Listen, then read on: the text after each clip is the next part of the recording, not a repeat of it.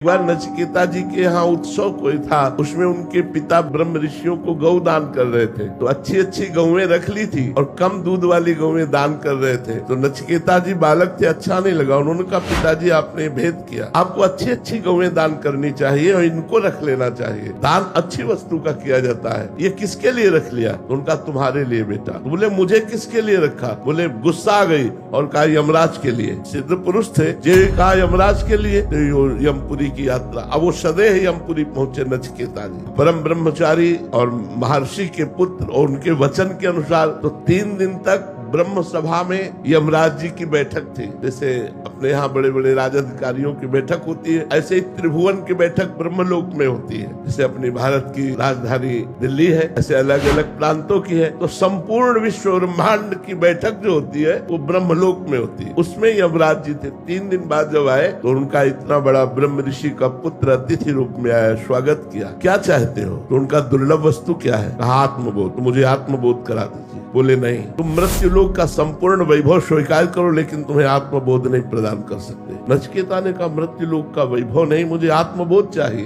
बोले स्वर्ग की समस्त अप्सराओं का भोग और समस्त वैभव का भोग स्वीकार कर लो, लेकिन तुम्हें आत्मबोध नहीं देंगे। उन्होंने कहा नहीं, मुझे आत्मबोध ही चाहिए। तो बोले ब्रह्मलोक का ईश्वर स्वीकार कर लो। उनका नहीं, मुझे आत्मबोध ही चाहिए। तो जो ब्रह्मलोक तक के भोगों का वैरागी होता है, उसे आत्मबोध प्राप्त